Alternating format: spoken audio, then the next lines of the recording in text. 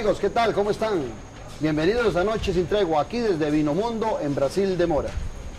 Pensemos en voz alta. ¿Se ha puesto usted a analizar que ya estamos en una tranquilidad propia después del proceso electoral, que se nos hizo un poquito más largo por la segunda ronda? Y viene un cambio, el 8 de mayo próximo, de presidente de la República. Deberíamos analizar con frialdad cómo está nuestro actual Estado costarricense, cómo fue el gobierno de doña Laura Chinchilla, qué deja el gobierno de Laura Chinchilla positivo y negativo, y cómo recibe don Luis Guillermo Solís, nuestro próximo presidente, el país. Sobre ese tema vamos a discutir hoy en Noche Sin Tregua. Ya regresamos.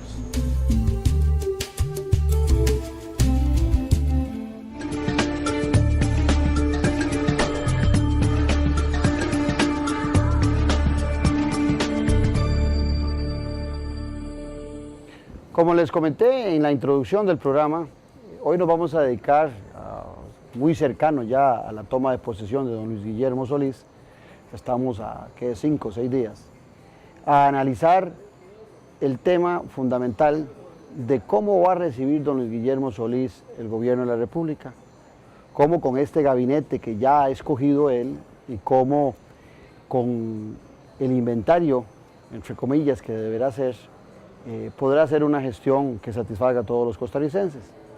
Para efecto de nuestro programa, tratando de cubrir las áreas específicas de gobierno, he invitado al amigo, experto, conocedor, ya que en muchos programas hemos compartido, José Carlos Chinchilla, que es sociólogo y analista político. He invitado a Manuel Zúñiga, economista distinguido, también reincidente aquí en Noche Sin Tregua, y a uno de la familia de lo que yo llamé en un programa acá, el Team Barahona, a Alejandro Barahona, relacionista internacional y analista político. Bienvenidos. Gusto estar en este programa. Realmente. Brindemos antes de empezar. Salud. Es un placer tenerlos aquí en Vinomundo. Y a usted lo esperamos en este cambio para regresar con un programa profundo sobre lo que vendrá para el próximo gobierno. Ya regresamos.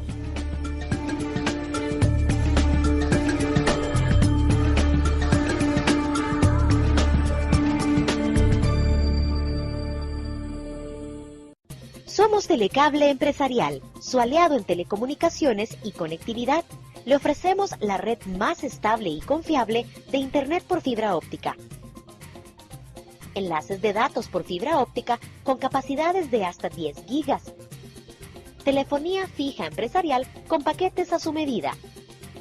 Y un gran portafolio de soluciones bajo servicios administrados. Telecable Empresarial, las soluciones tecnológicas que más le convienen. El agua no es inagotable y en verano sus fuentes disminuyen. Cierre la llave cuando se enjabone, mientras se cepilla los dientes, cuando lave los trastes. Riegue el jardín muy temprano o de noche. Y el carro, lávelo con balde. El agua es vida, cuidémosla.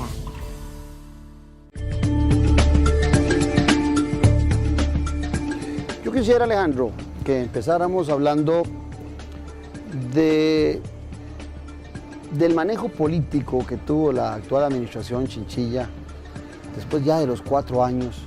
¿Cómo visualizás vos al final el músculo político, el manejo político que tuvo la administración Chinchilla, que le causó tantos inconvenientes y tan malas percepciones en el ciudadano costarricense? Bueno, la administración Chinchilla al iniciar asumió con un respaldo importante. Doña Laura había logrado alrededor del 46% de los votos en primera ronda. El mandato era claro, era contundente. Sin embargo, esa credibilidad no la supo mantener, aprovechar a lo largo del tiempo a partir de 2 cosas que en política son fundamentales. Es que tan importante es la decisión que se toma, la calidad de la decisión que se toma, como el momento oportuno en que se toma. Y recordaremos que al iniciar la administración, por ejemplo, se estrena con el tema del aumento de los salarios de los diputados y en el que se pronuncia muy tardíamente en contra de esa iniciativa y ya ahí pierde credibilidad porque precisamente fue tardía y en el que inicialmente lo que se percibía es que estaba de acuerdo con ese aumento que definitivamente la mayoría del costarricense no respaldaba. Yo creo que a lo largo de la administración se fue agotando, y se fue agotando quizás porque no estaban claras las prioridades. También cuando priorizó e invirtió buena parte de su capital político en la reforma fiscal, no logró comparar o poder relacionar lo que era la reforma fiscal con una serie de beneficios sociales, quizás porque no era tan progresivo ese proyecto como se suponía inicialmente. Y yo diría que además no logró mantener una comunicación fluida con el pueblo costarricense. Si vemos las cadenas, era un poco en dónde estaba inaugurando, qué tipo de cuestión, pero no logró una comunicación de prioridad, de norte. En lugar de construir puentes con la oposición, se encargó muchas veces de más bien atacarla, de plantear que eran filibusteros, etcétera, y se fue agotando. Y además un elemento también que creo que estuvo a lo largo de la administración, y es que se fue enterrando con los funcionarios que abusaron de poder o inclusive cayeron en casos de corrupción, al no haberlos removido en el momento oportuno que se necesitaba. Fueron pocos los casos en donde ella realmente actuó con diligencia para enviar un mensaje de lo que era el lema de campaña, que era firme y era honesta. Ninguna de las dos cosas logró demostrarlo a lo largo de su mandato, teniendo una gran fe de los costarricenses de que era la primera mujer costarricense y que iba a tener un gran peso social, lo que ella iba a impulsar durante esta administración. Y creo yo, para cerrar, que en materia internacional no logró tener un norte hacia el cual dirigir la gestión. Prácticamente se redujo en buena parte en la relación tensa y negativa con Nicaragua, el tema de yo creo que lo toquemos eso ahora. Más adelante. Ahora, José Carlos, hacía referencia, Alejandro, de ese arranque, pero también en ese arranque, a diferencia de don Luis Guillermo Solís, doña Laura Chinchilla tuvo un periodo amplio en que parecía que iba a generar una muy buena comunicación. Se reunió, me acuerdo, con todos los ex candidatos, con grupos de presión. Don Luis Guillermo Solís no tuvo esa oportunidad en este espacio por la segunda ronda. Y paralelamente, en ese mismo escenario que habla Alejandro, yo he llamado ese aumento salarial de los diputados el pecado original del gobierno. Y recuerdo que en algún momento la señora presidenta hacía referencia a que eso le iba a perseguir toda su gestión, y efectivamente sí fue.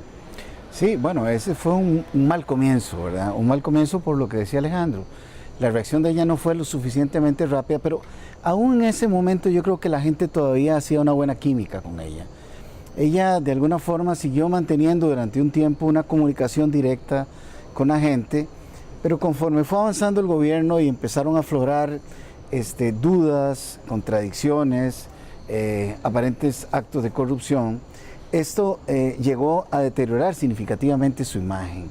Y a uno le da la impresión también de que el partido no la apoyó y que los dirigentes más tradicionales tampoco la apoyaron, y más bien de alguna forma hicieron comentarios un poco, a mi juicio, desleales con su colegionaria, digamos, en tanto que comentarios como que era un gobierno acéfalo, sin inteligencia, un gobierno que no tenía direccionalidad.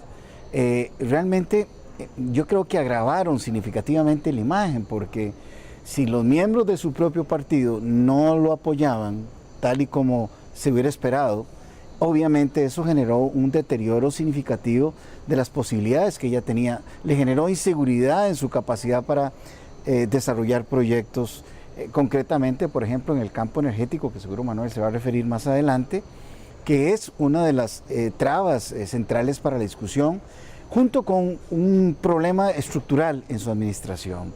Y es que su mejor propuesta de campaña, que era las redes de cuidado, aparentemente no tenían un diseño previo, y utilizó una buena parte. Fue más un eslogan que un programa al principio. Exactamente, y eso sí es un riesgo, porque si uno le apostaba significativamente a las redes de cuidado, donde se suponía que al menos iba a tener una cobertura del 75% de personas menores de edad y de un 50% de los adultos mayores, y la gente no ve esto.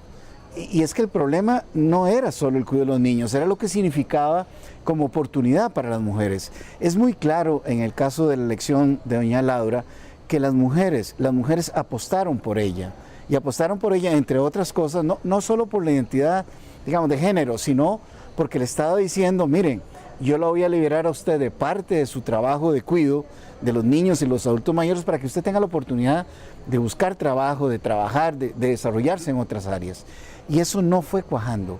El tiempo pasaba y no se materializaba esta dimensión tan importante de su campaña y de las necesidades de la gente. En ese espacio ya de cosas concretas, Manuel, vos que dominas tanto los temas económicos, recientemente en algunos medios de comunicación, en el periódico El Financiero y en otros, en La República sobre todo, he visto yo mucho análisis financiero, que le da méritos al gobierno, o el gobierno reclama méritos sobre ese espacio económico, que ciertamente no es un espacio que muchas veces el ciudadano lo perciba a menos que sienta un aumento en su salario o una menos carga fiscal. Pero vos como el experto, ¿qué evaluación harías de un tema que tocaba Alejandro, que fue el de la reforma fiscal, y el tema de cómo recibe Luis Guillermo Solís las finanzas del país en una forma más precisa como vos lo manejas? Muy bien, muchas gracias, don Claudio, por la invitación y un saludo a don Alejandro y a don José Carlos. Carlos, es un gusto estar aquí. Sí, hay cosas que uno podría valorar en cuanto a los resultados de la gestión. Por ejemplo, en términos del desempeño de la inflación, desde el punto de vista de la política monetaria, uno lo que puede ver ahí es un control importante de la inflación. Si uno compara los resultados anteriores de gobiernos anteriores, esos promedios andan en un 9,5%, y este gobierno saliente está dejando un promedio de 0,47% de inflación, lo cual uno podría decir ahí que es un resultado pues importante. Por otra parte, también tenemos que tener en cuenta que este gobierno arranca en el contexto de una crisis internacional compleja. Sin embargo, uno hace algunas revisiones de los datos y este gobierno también termina atrayendo inversión extranjera directa en promedio por 2.169 millones de dólares. Y eso me parece que es un tema importante.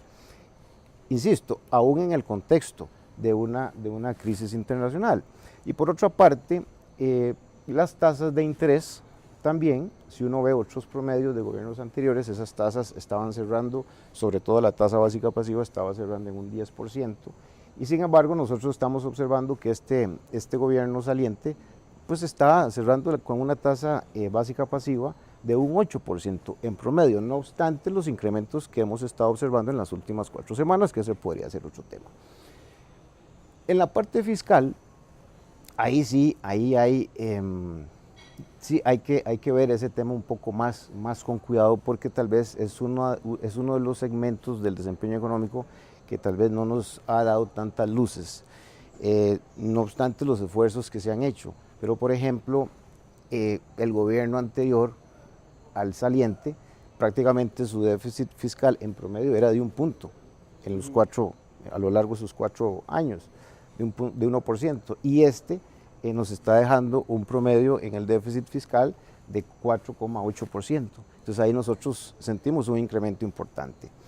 Por otro lado, de un poco lo que el señor presidente electo va a recibir, sí, es unas finanzas complejas, es unas finanzas deficitarias, sobre todo a tono con los compromisos de continuar con el gasto público, porque tenemos que entender que para seguir o para sostener el gasto público en los 4 siguientes años, definitivamente tenemos que tener ingresos. Entonces ahí se plantea un reto muy importante. A mí me parece que este gobierno entrante prácticamente va a tener que aplicar la trinidad fiscal, ¿verdad? O sea, gastos, ¿qué es la trinidad fiscal? Gastos, ingresos, y mediado por una super administración, ¿verdad? Una capacidad de administración en donde logre un balance de ingresos y gastos. ¿Por qué? Porque el gasto público tiene que seguir, tiene que continuar, porque ya ustedes saben que un 95% del presupuesto es irrenunciable. Ahora, en esos temas de economía que yo llamo pura y que vos explicás muy bien, está un tema que es fundamental, y le voy a preguntar al sociólogo, que es el tema de la disminución de la pobreza. A mí me pueden dar números económicos que satisfacen, que parece que van bien. Manuel habla de un crecimiento que ahora le voy a preguntar a Alejandro del comercio internacional, de una inversión extranjera mayor en el país, pero esos números los impresionamos, los decimos, llamamos la atención sobre ellos, pero los más sencillos no sienten que ese crecimiento económico, que esa economía que nos dicen que es bien, que anda bien y es boyante, y siguen siendo los mismos 20-21% de pobreza en el país. ¿Cómo explicamos eso, José? Hay varios asuntos importantes de aclarar. Uno es que ciertamente es un 20%, pero muy inmediatamente pegado a esa línea que delimita lo que es pobreza de lo que no es pobreza, encontramos una capa muy grande de población. Una capa muy grande que se mueve, pasa de no ser pobres a ser pobres, por la línea de pobreza. Es decir, los pobres es el 20%, pero no siempre son los mismos. Suben y bajan dependiendo de que tengan empleo o no, dependiendo que el empleo que tengan le paguen el salario mínimo o no, dependiendo si están en el sector formal o informal de la economía. Muy sensibles. Muy sensible. Hay una capa inmediatamente superior de ese 20%, que podríamos hablar de un 15% más o menos. Yo creo que hay un 35% de personas que fluyen de pobreza a no pobreza. Lo que es muy duro es el núcleo de pobreza extrema. Los individuos son tendencialmente más constantes. Pero eso genera, digamos que tenés casi un tercio de la población muy afectada por la dimensión económica. Bueno, sabemos que formalmente anda alrededor del 9% el desempleo, pero si nos ponemos a afinar... Sin contar lo que llaman el subempleo, eso lo eleva mucho más, ¿verdad? Correcto.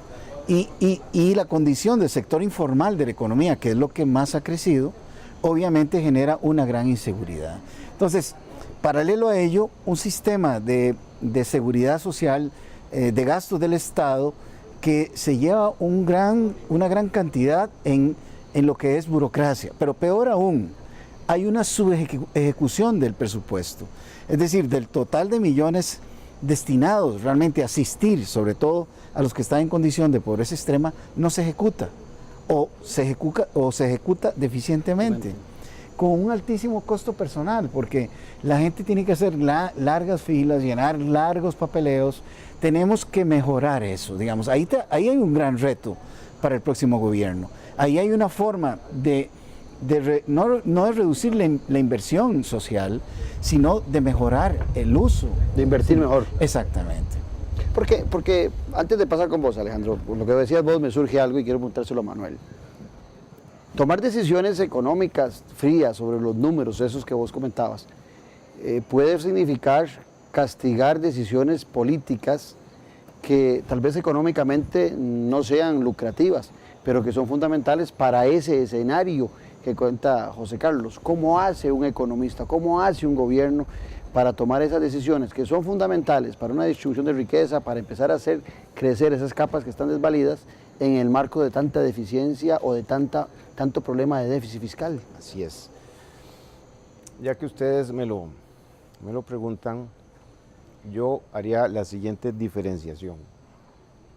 Es un tema muy complejo el fiscal y que no es algo que se resuelva en 4 años.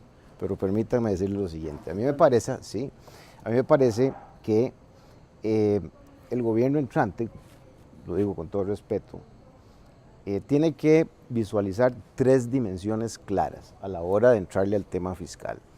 Una primera dimensión sería una dimensión administrativa, ¿verdad? O sea, hay el tema de recuperar o recaudar mejor los ingresos, una eficiencia en la aplicación del gasto, porque dinero hay.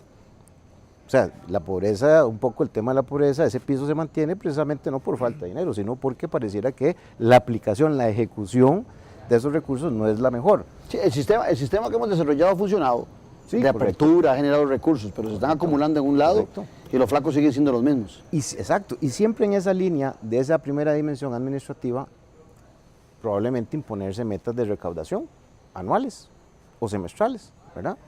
Una segunda dimensión es esa dimensión legislativa, ¿verdad? Es decir, hacer una valoración de qué medidas de tipo fiscal se estarían requiriendo trámite legislativo y darle ahí un diseño, una estrategia, porque bueno, eso llevaría más tiempo y eso llevaría ese desgaste en términos políticos de cualquier gobierno, pero en todo caso habría que tramitarlo ante la Asamblea.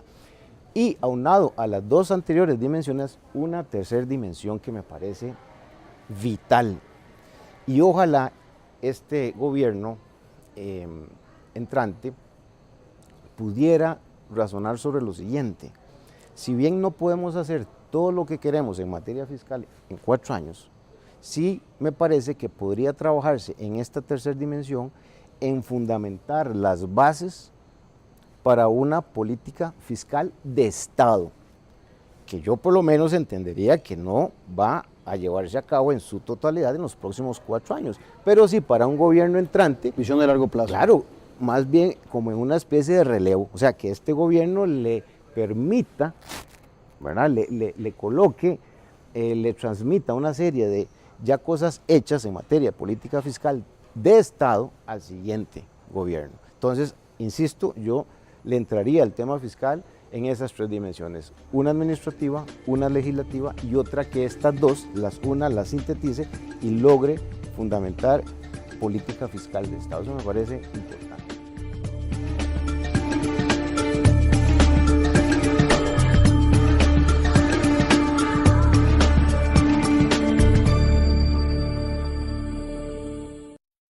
Lávese las manos con frecuencia. Quien se lava las manos al menos 5 veces por día reduce a la mitad las enfermedades respiratorias. No basta con hacerse un lavado rápido. Use jabón antibacterial. Restriegue entre los dedos y enjuague con abundante agua. Lávese debajo de las uñas todas las noches. Ese lugar es el escondite perfecto para los gérmenes y el 75% de la mugre está ahí.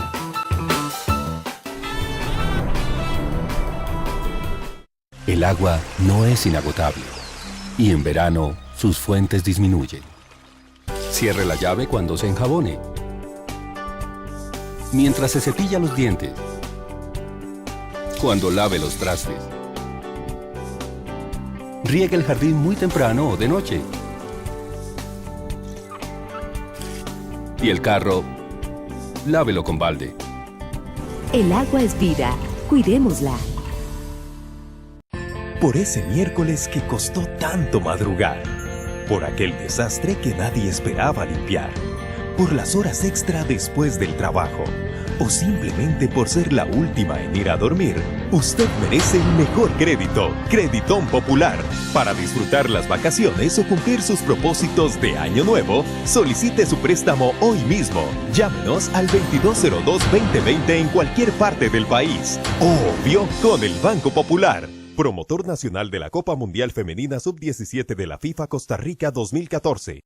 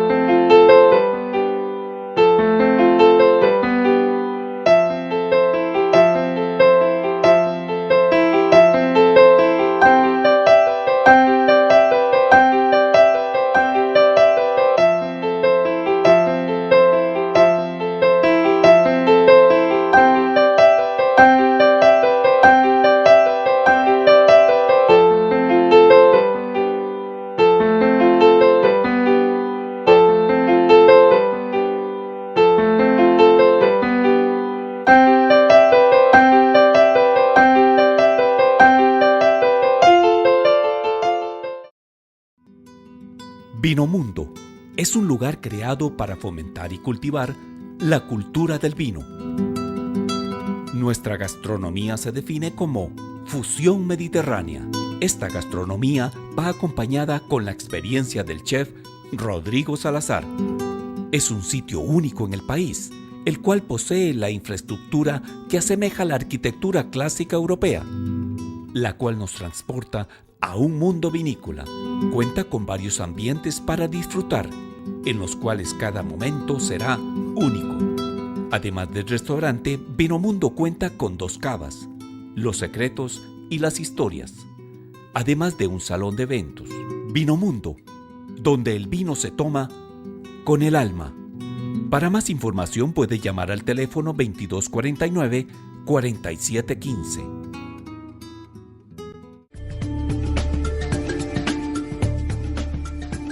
Ahora que Alejandro, que Manuel habla de políticas de Estado, que son las que tienen continuidad sin importar el gobierno que venga o que haya cambio de presidente. Y hace un rato, el mismo Manuel nos hacía referencia de que encontraba exitoso la relación de la inversión en Costa Rica, y yo hacía referencia que el sistema, los tratados de libre comercio han demostrado que han sido exitosos, no buenos para distribuir, pero sí buenos para producir.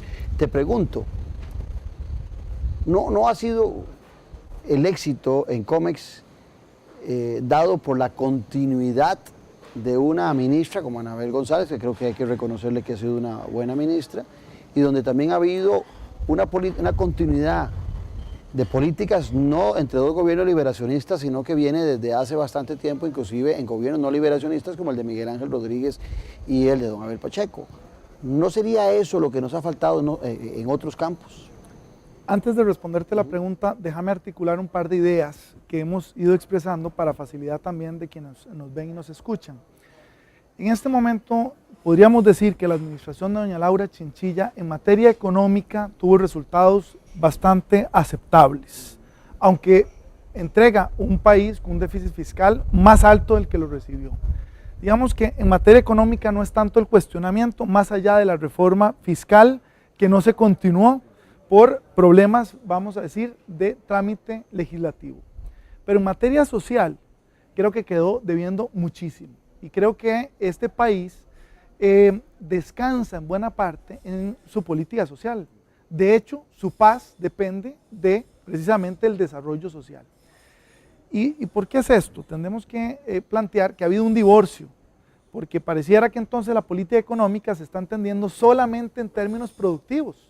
Y efectivamente en materia de atracción de inversión eso ha sido bastante exitoso. De hecho el país necesita seguir atrayendo inversión extranjera directa.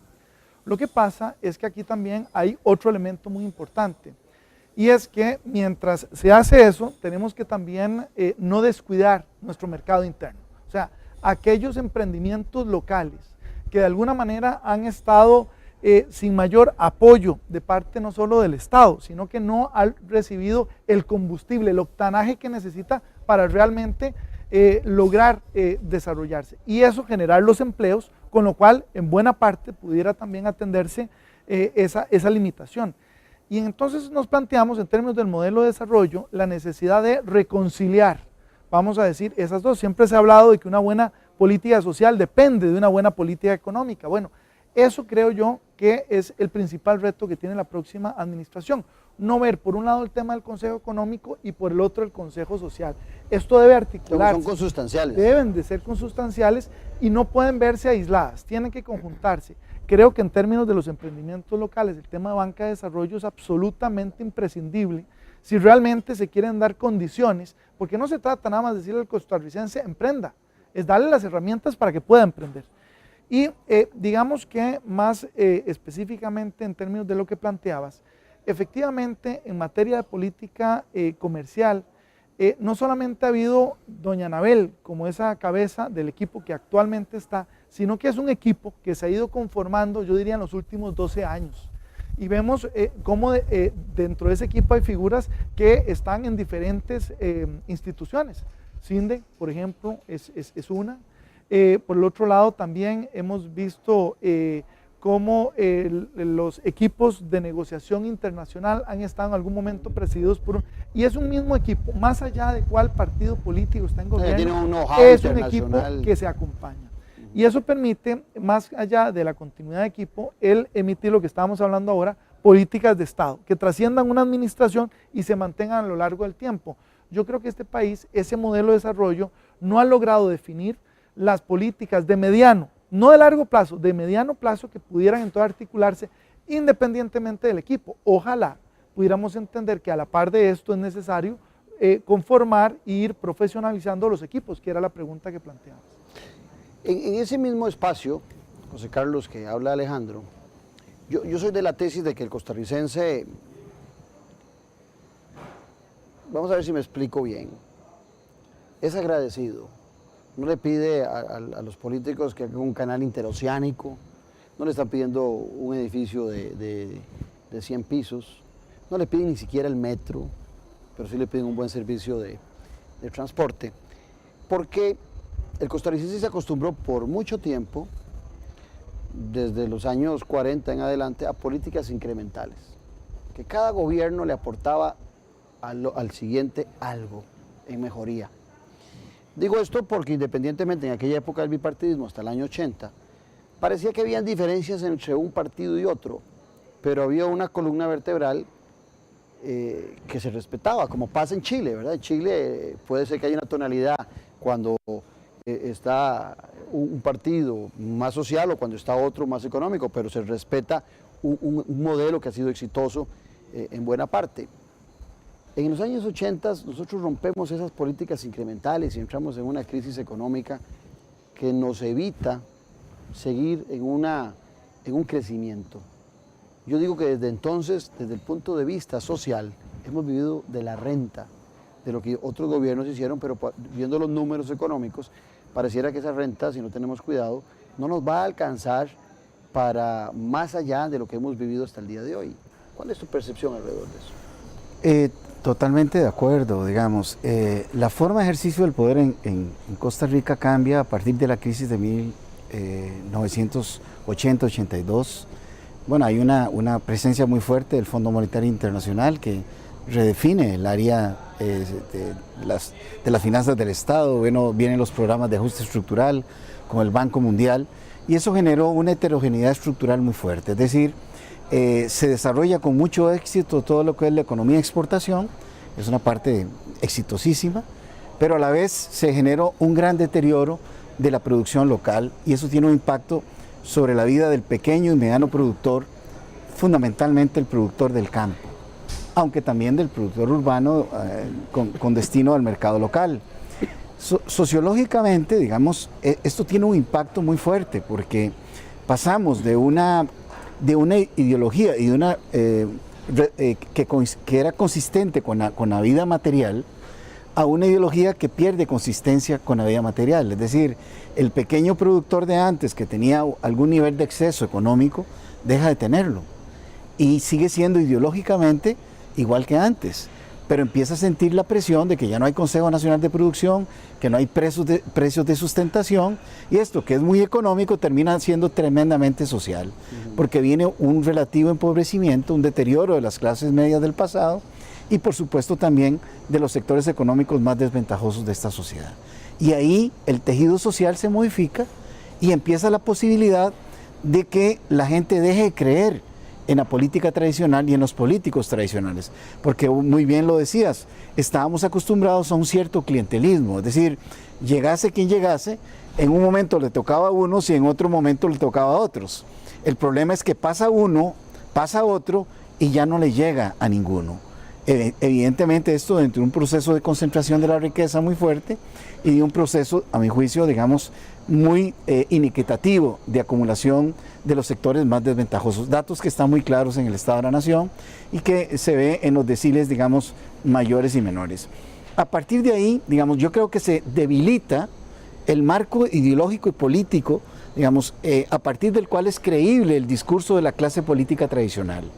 Y es en el presente, ya habíamos visto algunos indicios en el 87, articulado, digamos, a la poca credibilidad que se tuvo por el problema de la corrupción de por lo menos uno de los expresidentes, o dos, no sé, que en este momento aflora la indignación de la gente, encuentra en la materialidad de la vida una necesidad de pedir más y pedir mejor.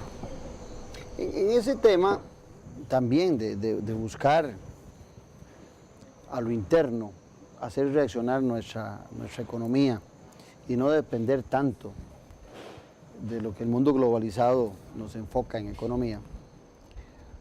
En esta administración, viene desde la pasada, ha sido prácticamente imposible modificar el tema de la banca de desarrollo.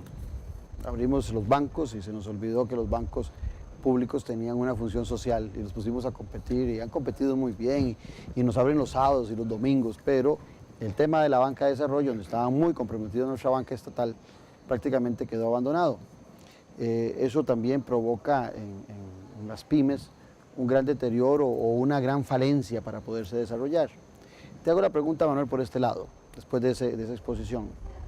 En estos días hemos oído que Intel se van 1.500 empleados, el Bank of America también se fue con 1.500 empleados. A mí me parece que 3.000 empleados en una economía nuestra que entran al espacio del desempleo es mucha gente. Ciertamente es gente preparada, con un mejor conocimiento como para poderse reincorporar, pero los espacios también están limitados. ¿Qué tendría que hacer el próximo gobierno de Guillermo Solís, o qué crees vos como economista que debería hacerse en el tema del desempleo y en el tema de incorporar y darle fortaleza a esas pequeñas y medianas empresas? Claro. Ustedes han tocado un punto importante, mis dos compañeros de mesa, contertulios, que cada vez que puedo lo recuerdo. En el 2000, en el año 2000, el coeficiente Gini era 0.412. El último dato es de 0.518. Es decir, ha pasado 10 años y ese indicador o esa desigualdad, en vez de resolverse, en vez de ceder, más bien se asienta. Bueno, dicho eso, me parece que este gobierno sí debe de apostar muy fuerte a este proyecto de banca de desarrollo. Por una razón, o por varias, pero uno podría decir, bueno, no ha cristalizado el proyecto del sistema de banca de desarrollo porque no hay financiamiento. Y resulta que los recursos han estado por años. Claro. Han estado por años. Entonces uno pregunta, ¿qué pasa? Bueno, entonces ahí viene el tema legislativo. Era un poco la segunda estrategia que yo les mencionaba en la dimensión legislativa, porque ahora resulta que aparecen una serie de inconstitucionalidades. Pero claro, si ustedes llegan y ven estos eventos de que cierran empresas, en otros países ya un poco la previsión es que si eso sucediera, hay una serie de fondos dispuestos desde el Estado para ayudar a emprendimientos.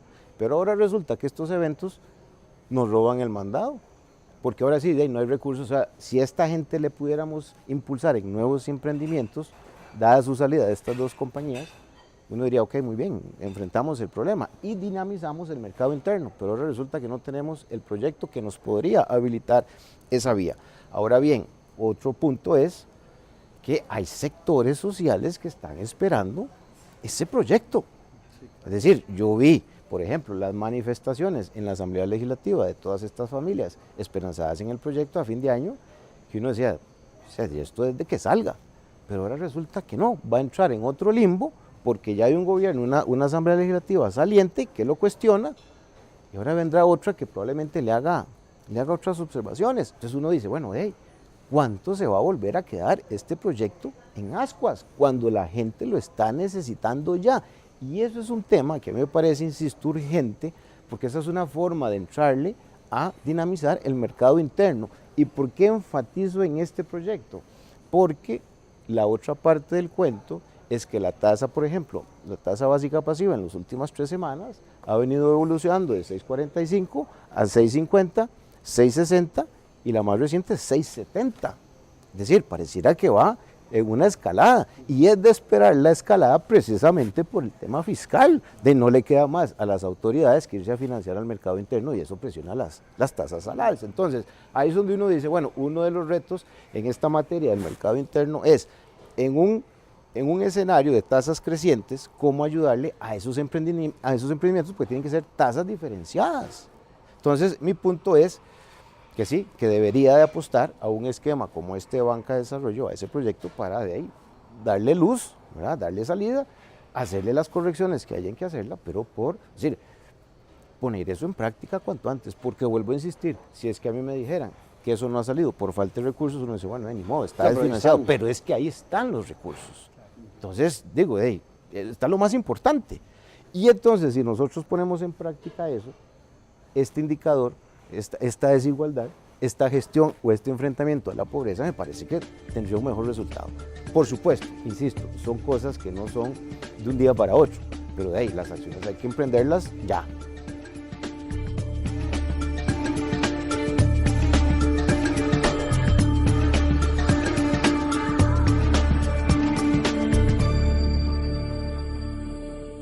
Somos Telecable Empresarial, su aliado en telecomunicaciones y conectividad. Le ofrecemos la red más estable y confiable de Internet por fibra óptica. enlaces de datos por fibra óptica con capacidades de hasta 10 gigas, telefonía fija empresarial con paquetes a su medida y un gran portafolio de soluciones bajo servicios administrados. Telecable Empresarial, las soluciones tecnológicas que más le convienen. Por ese miércoles que costó tanto madrugar, por aquel desastre que nadie esperaba limpiar, por las horas extra después del trabajo, o simplemente por ser la última en ir a dormir, usted merece el mejor crédito, Creditón Popular. Para disfrutar las vacaciones o cumplir sus propósitos de año nuevo, solicite su préstamo hoy mismo. Llámenos al 2202-2020 en cualquier parte del país. Obvio, con el Banco Popular. Promotor nacional de la Copa Mundial Femenina Sub-17 de la FIFA Costa Rica 2014. En sus 62 años, la República continúa evolucionando para brindarle el mejor servicio. Ahora los invitamos a explorar nuestro dinámico sitio web. Como suscriptor tendrá acceso ilimitado desde cualquier dispositivo. Como visitante podrá acceder a 5 artículos gratis al mes. Adquiéralo ya y obtenga el primer mes por solo 99 centavos de dólar. Suscríbase hoy y viva la nueva experiencia periodística. Cuidado con los sitios públicos. Muchas personas no se lavan las manos después de usar un baño público y tocan la puerta al salir. Cuídense de las superficies sucias, como las puertas, el control remoto o los carritos de supermercado. Recuerde, jamás estornude al aire, lávese las manos regularmente y detenga el contagio.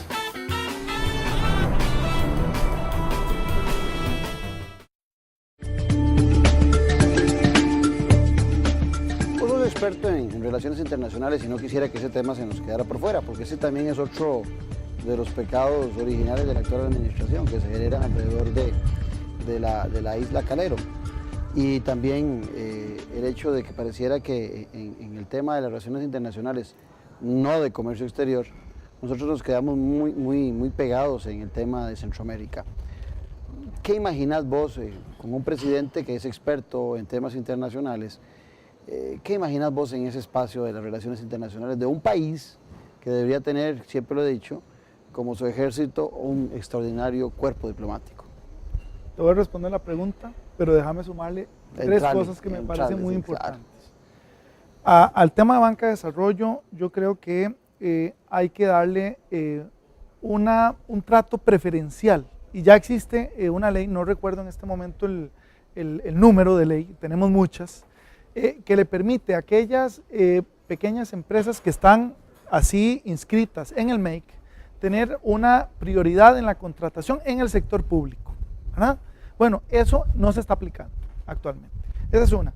La segunda, la simplificación de trámites, que sí hay que reconocer que en esta administración se avanzó, pero falta muchísimo. Y la tercera, que es una medida que ya el Estado de la Nación ha calculado, inclusive su potencial impacto, es que si en este país se cumplieran con los salarios mínimos establecidos, la pobreza bajaría hasta en un 6%. Hablaban de que quedaba en 11% hace algún tiempo. Y implica hacer cumplir la ley, no implica pasar por la asamblea y reformar la ley, es solamente cumplir la ley actual. Fíjese estos dos datos interesantes que ilustra el Estado de la Nación. Dice que apenas un 40% de los asalariados en este país reciben todas las garantías laborales que ya están legalmente establecidas. Y hay un 6% que no recibe ninguna. Quiere decir que el resto, que anda por alrededor del 55%, 54%, recibe algunas garantías. O sea, hemos ido precarizando el empleo y ese es un tema de la mayor importancia. Sobre la pregunta puntual que hacías, mira, Costa Rica en realidad, y hay que verlo así, nosotros nos vemos pequeñitos en términos de país, pero nosotros somos una potencia mundial cuando hablamos de política exterior, no de política comercial, donde también somos exitosos. Voy a centrarme en política exterior. Nosotros nos hemos caracterizado en el mundo por viajar con una vela que casi nadie más tiene. Estamos hablando de un país que vive en paz, en democracia, desmilitarizado, no tenemos su ejército, le declaramos la paz al mundo hace medio siglo y funcionó, y sigue funcionando. Ese es un hito internacional y Costa Rica ha logrado posesionarse como un país que tiene una gran influencia internacional, por ejemplo en temas también ambientales. Es interesantísimo. El tema de desarrollo humano, la parte de educación, de salud, nosotros ahí hemos avanzado muchísimos, inclusive cuando se busca experiencias exitosas en materia internacional, en estos temas tiende a invitarse a Costa Rica a exponer su experiencia. Son temas que hemos dejado de lado y que algunas veces hemos sacrificado por nuestras relaciones bilaterales, por ejemplo con China. Yo creo que Costa Rica tiene que retomar su política exterior, tiene que tenerla muy clara, además del equipo diplomático, que puede todavía profesionalizarse aún más, pero en el cual Costa Rica puede desplegar una participación y vamos a decir una serie de alianzas internacionales muy importantes que generen lo que hoy en el mundo se está ofreciendo, que es cooperación técnica.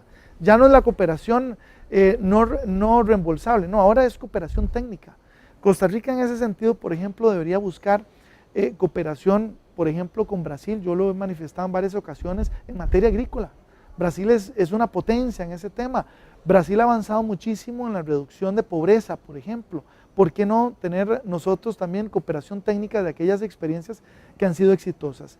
Y yo diría que aquí también hay una serie de elementos que vale la pena rescatar. Fíjese que durante esta administración se logró aprobar una propuesta internacional que se había hecho desde la administración, la segunda administración de Arias, para lograr regular el comercio de armas. Y fue una propuesta costarricense aceptada por la Asamblea General de Naciones Unidas. De resonancia mundial. De resonancia mundial.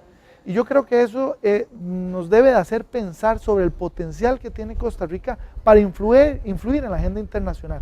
¿Qué tal si pudiéramos ir más allá? ¿Qué tal si pudiéramos influir, por ejemplo, en armamento, si no la creyéramos, por ejemplo, químico, biológico? ¿Por qué no plantearnos algo así?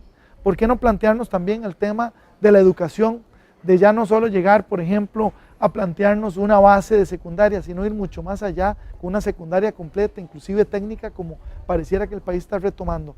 Yo creo que tuvimos también 2 visitas de 2 expresidentes, las principales en este momento países influyentes en la agenda internacional. Hablo de Estados Unidos y de China en la administración de Laura Chinchilla, pero no se logró más allá.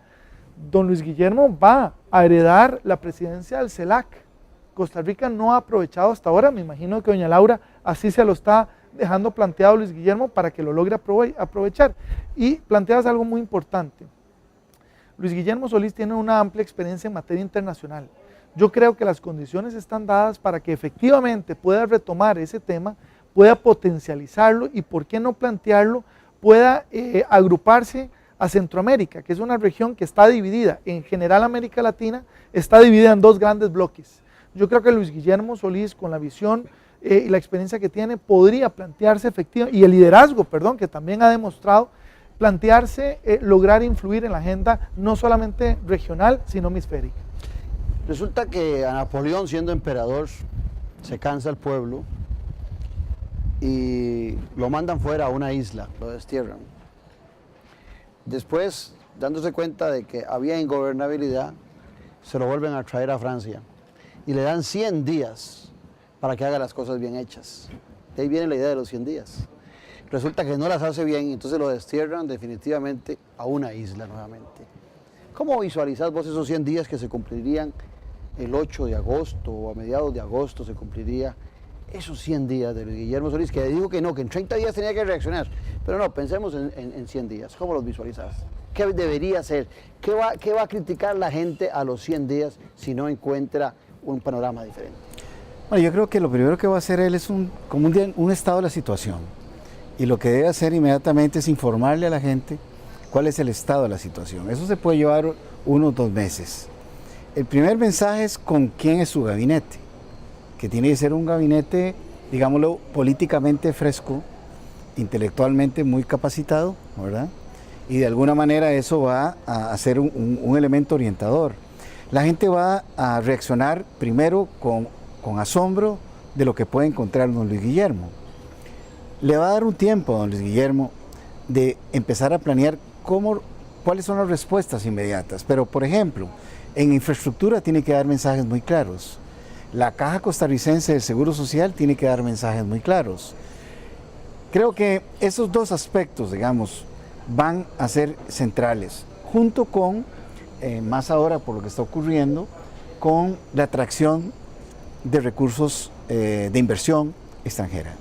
Ahí la gente va a darle un visto bueno, no va a dudar de él, y creo que no es tanto en los 100 días como en los 9 meses que le van a preguntar ¿y qué está haciendo?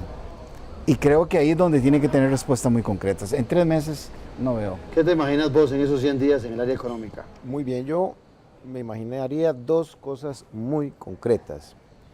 Primero, en materia de evasión en renta y en ventas, ahí nosotros tenemos una evasión del tamaño de un 5,8% del PIB y el déficit fiscal para el 2014 es del 6%.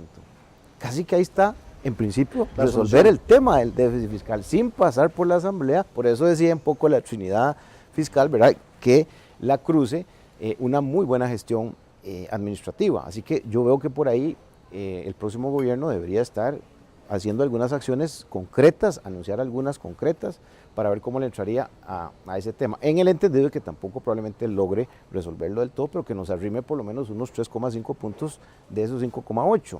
Y otro segundo tema es, y eso nos serviría como carta de presentación para atracción de inversión extranjera, es mejorar la productividad, hacer más con menos recursos, ser más eficientes, un poco el tema que ustedes apelaban, ser más eficientes en el tema energético, en el tema productivo, y eso nos serviría de una carta de presentación, y además de enfocar esa productividad hacia la tecnología de los conocimientos. 100 días o 9 meses, o un embarazo o 100 días.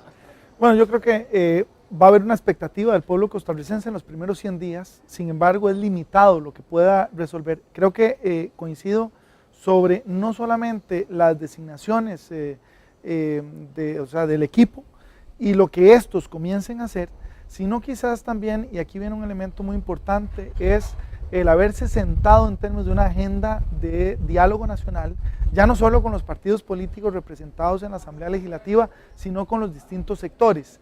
En esos 3 meses debería no solo haberse sentado y haber conocido las posiciones, sino haber logrado algunos acuerdos.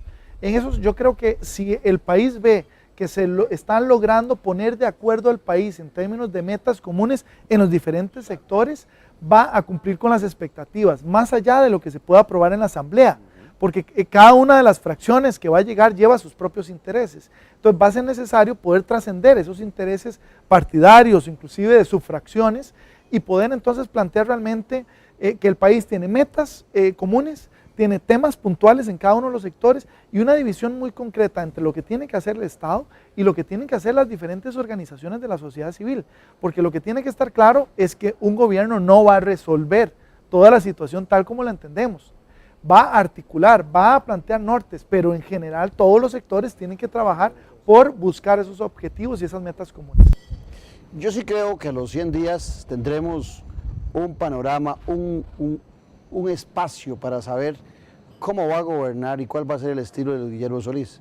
Seguramente los 9 meses será un reclamo de resultados, pero los primeros 100 días veremos cómo se maneja este gobierno, cómo se maneja el ministro de la Presidencia, cómo es la relación con la Asamblea Legislativa, y eso nos dará un margen para saber qué se avecinará en los próximos meses. Agradecerles a Alejandro, a Manuel y a José Carlos la presencia aquí en Noche Sin Tregua, sobre todo a ustedes que siempre nos acompañan. Les recuerdo que mañana a las 6 de la mañana y a las 2 de la tarde hay repetición del programa y el miércoles lo puede ver en YouTube. Un abrazo a la distancia y los espero en 8 días. Muchas gracias. Nos quedamos cenando nosotros. Hasta luego.